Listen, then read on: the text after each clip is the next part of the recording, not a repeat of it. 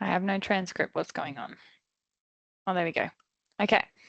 I think you should be able to hear me. Fingers crossed.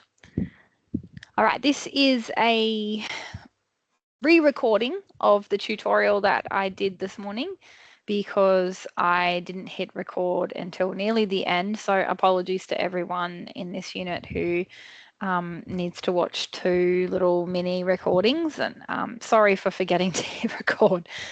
I just completely missed it, which is unlike me. But anyway, here we go. I'm going to whip through it quite quickly and just give you the same basic information. All right, so we start by acknowledging the First Nation people across the lands in which we live and work, and pay our respects to elders both past and present. And this tutorial, we started by talking about our play stories, and people in the room shared some stories from their childhood about things that they used to play. And we didn't do so much chatting with our partners because we did that last week, but we definitely covered off on some of the cultural differences that we can see in play, as well as gender differences. So we see preferences for things that boys like to play and things that girls like to play, and then that crossover where children, maybe they are physically a male, but they like to enjoy dolls or dress ups or things that are kind of quite often stereotypically listed as girls' toys, and that's okay. We talked a lot about how play is an experimental time in a child's life where they test out different things, and it doesn't necessarily mean anything for that child as an adult. It doesn't mean that they're going to preference wearing dresses when they're an adult. It's just an experimental time. But we did talk about how some games do represent preferences. Like, for example, one of my childhood stories was playing teachers. And I used to make my brother pretend to be a student. And interestingly, he stopped liking school really early on, whereas I love school and I turned into, chose teaching as a career. So, sometimes the games that we play have an element of preference that grows with us. And, but most of the time, all of the games that young children play are just an experimental exploration of what they do like or don't like. And so you just really can't tell what is going to stay with a child forever. Now, cultural differences, we covered off a little bit. Varney talked a little bit about a traditional Vietnamese game using sticks and a ball. And so we talked, that was shared from Varney, as opposed to my childhood as an Australian child who grew up in the rural parts of Darwin, where I spent a lot of time playing with what we have in Australia, which is called a Hills hoist, and it's a clothesline. So it's a big metal pole with these sort of branches of metal and wire going around, and it spins, and I used to hang on that and swing around and around, and we'd play all sorts of weird little games with that, as well as climbing trees and hiding in the bush and playing with sticks and playing, making potions and playing mums and dads and games like that. So we talked about lots of games like that, and people shared that. I think we talked about mostly games that are really universal for children, like hide and seek. Nearly every child across the globe plays hide and seek in some way in their life. And we did talk about like making potions and, playing with sticks and leaves and climbing trees and things like that. We did talk about how play can look really different if you live in an urban area, where if you live in a city, then children might be more reliant on toys to play, like Lego and, lots of objects like dolls and board games and lots of toys and things like that, as opposed to children who live in rural areas where they might not have many toys, but they might use a lot of the natural bush or each other to play with. So that came out in the conversation. Then we looked at some categories of play. Now, last week I shared an article about all of the research about play, which showed what researchers have actually focused on observing in children, what kinds of play. And this paper was categorizing them and saying, well, all the research really focuses on these sort of 5 kinds of play. And sensory play I've just added in there because while researchers haven't really while they've cared about these types of play and have researched them, that doesn't mean that that's the definitive list. There are other types of play that, you know, children do that may not be represented in research. So here's the categories that we've got and that we're working with, but they're not the only ones. Okay, so I just want to keep it really open because play can be talked about in lots of different ways. So physical, play with objects, sensory play, symbolic play, pretend play, games with rules. So physical play is really focusing on moving the body, and lots of play involves moving the body. In fact, children are really, you know, kind of big fans of movement. So when we talk about physical play, we're usually talking about gross motor skills or fine motor skills. And gross motor skills involve the large muscles of the body, the muscles in the legs and arms that help us run, jump, climb, chase, dance, and skip. Those are things that you might see children doing, and that is working their gross motor. Fine motor is the muscles in the hands, and children develop these muscles and hand strength at different kind of stages of their age. So some children might develop hand strength at 3 and others not till 5. It can really depend on the child and what they've done to work those muscles and increase the skills. Pinching, cutting, threading, and drawing, these are all great, you know, kind of activities that build these skills in the hands, and this is what teachers love because these are the skills that children need to learn to read, to write, and draw. So children quite often in their play are doing things like pinching, squeezing, Play-Doh, you know, those sorts of things are going to build up their hand strength and help them become good writers later in life. And this physical play, really, we know from research, develops the muscles and supports healthy growth and connects the mind and the body together to achieve goals. And that's where we learn coordination, balance, attention, and focus.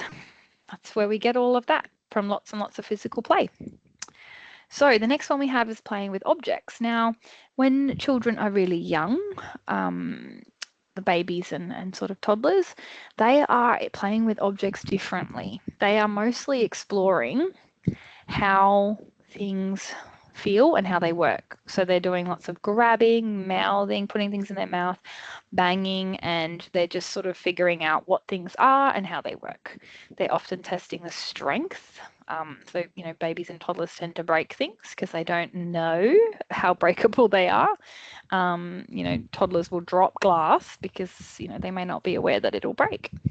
They're seeing how things bounce, seeing their softness, their hardness, the function of things. And as they get older, children are developing more sophisticated play with objects. Like, they're not just investigating how a Barbie works, a doll, what a doll is, how hard it is and how soft it is, but they might be becoming more complex with their play, like brushing their hair or pretending that the doll needs to eat.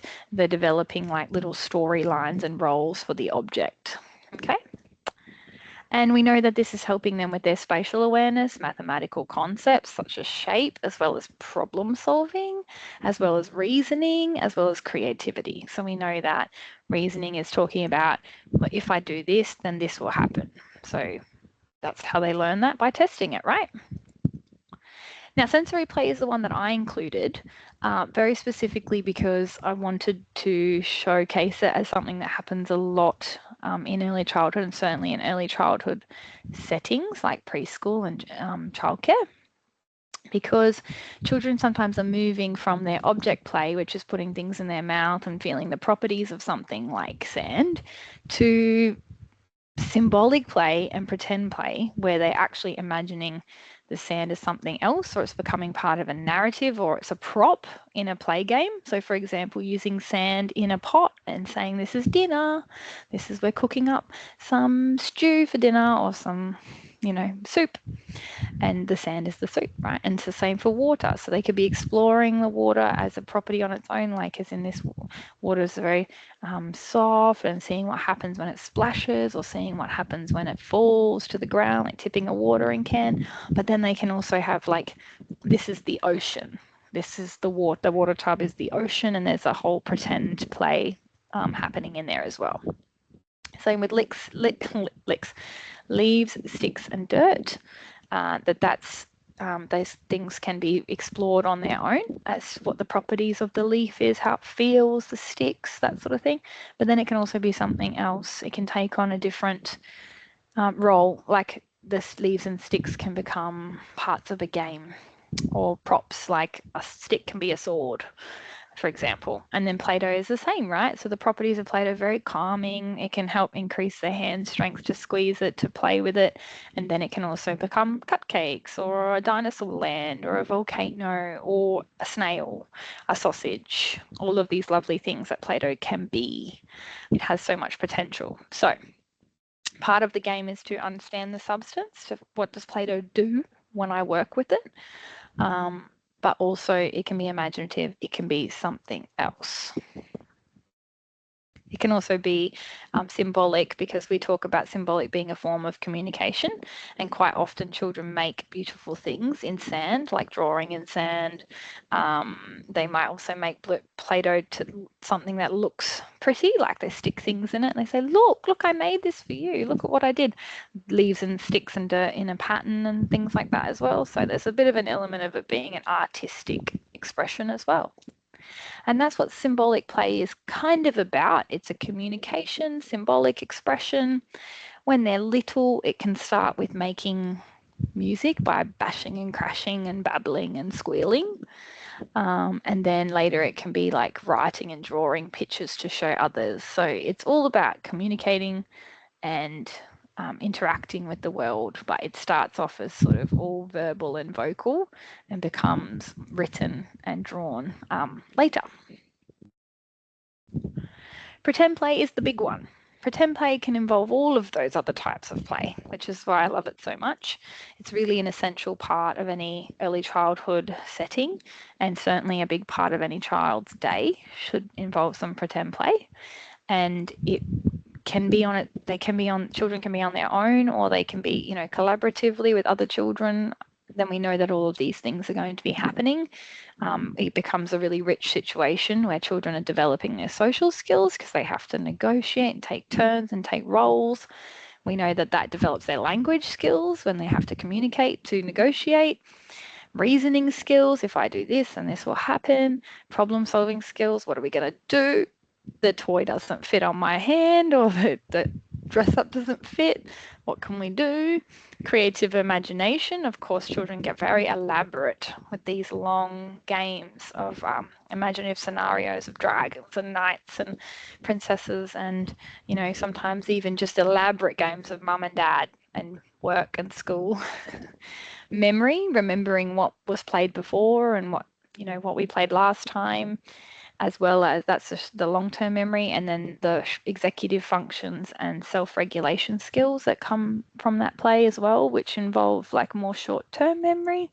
For example, what happened in the game before, like just now, and then what will I do next? And remembering the rules. So sometimes there's rules in the pretend play, like no, mums don't do it like that, they need to do it like this. There's also impulse control, which is another executive function, which is sort of withholding what I want to do to allow my friend to do what they want to do, or to create a negotiation. And then there's multitasking, which is sort of this idea that more than one thing is happening at once and that they have to manage that. Now, I mentioned on this slide too that there's a really interesting bit of research about multitasking and executive functionings in early childhood, and it actually talks about children playing with no shoes on. So playing barefoot can be a really amazing way that children multitask, because their feet are taking in sensory information while they play, and that this can be really, really beneficial for children's executive functioning skills, multitasking skills. So I think that's really interesting, because sometimes we ask children to put on shoes for their safety, but maybe we don't realize that there's something really important happening while they have their shoes off as well. Now, games with rules can have games with rules that are passed down. So the rules like, board games and chess games, that they have been around for a very long time, or they can be invented by the children themselves, which I had a student today in the other class who mentioned, like, we had a game about aliens and you had to do this and do this and do this, and that was the rules of the game. and the children made those rules up themselves. And that can be great for self-regulation because we have to, again, impulse control, follow the rules that the other person has said, and it's a negotiation. Spatial skills, if you're doing board games, things like hopscotch there in the picture are helping you to learn skills around like space and how much room things take. Numeracy skills, obviously lots of games have numbers involved in them, like snakes and ladders and hide and seek, you have to count. And then social skills, turn taking, empathy, of course, like when you're the winner versus when you're the loser. You learn a lot from those sorts of situations, but it's very tricky with the younger children. This is something that is very difficult, and it's something that they develop over time. And you know, younger children really struggle with rules because they have to remember them, and then they have to have a lot of impulse control to follow them. So sometimes games with rules are a little bit too tricky for the toddlers to play. And I can certainly tell you that my youngest son struggles with his brother's games sometimes because they are full of rules that are appropriate for an 8-year-old and not so appropriate for a child who just turned 4. All right, so now in this part of the lecture, I just looked at the scenario really quickly. And in the scenario, I asked the students to match one of the types of play that I talked about just now with the scenario that's due next week. So the scenario next week says children are engrossed in building an intricate cityscape with blocks, complete with roads, bridges, and skyscrapers. What kind of play is that? Please feel free to have a think about that. Does it match object play? Is it pretend play? Is it symbolic play? Depends, right? You can justify your answers because it could be physical play for sure. You justify that with connecting it back to what you know about physical play. So you can say, well, you know, it's a bit like physical play because children are developing their fine motor skills when they move the blocks into certain positions and balance and, you know, orientate them to fit, and that could be considered physical play. And as long as you can justify that in your assignment by connecting it to Hoffnung or developmental milestones, then you have that ability to kind of say it is this type of play. In the reading corner, another group is deeply involved in a role-playing game. Well, I think that's pretty self-explanatory. It's a bit pretend play there, so you can justify that with imaginative play, role-play, pretend play that we mentioned. And then in the lecture, I do talk about Vygotsky, who had a lot to say about social play, like imaginative role play, where children are interacting with others. So you might draw on that for your assignment as well. And then the last one, which is puzzles. It's kind of a bit like a game with a rule because puzzles, you know, kind of only have one way of being played with, but also they are a little bit physical. Again, fine motor, but you can decide and justify that when you get to the assignment. So how much of this did I actually record? I don't remember, but the exemplar will be in the slides and tutorial folder. It says it's a folder in our unit called slides from lectures and tutorials, and you can see the exemplar will be put there. It's got some good ideas about what you can talk about, what theories you can draw on. You can watch the lecture and read the week's readings and then see what you think. And it shows you how to reference pretty correctly. I think I made one mistake where I didn't spell out Australian Government Department of Education when I should have. But the references in the reference list are correct, so you can use those. They might be useful for you. And the exemplar just gives you sort of like an idea of how you might write academically about the children's play in the scenario that I just spoke about. So hopefully it helps. And now, once you finish watching this video, you should go, there'll be another link to click on for the rest of the recording, which I did actually remember to hit record then. So there's the rest to look at in the next recording where we talk about Bluey and the EYLF milestones. Okay, so hope this helps. Bye.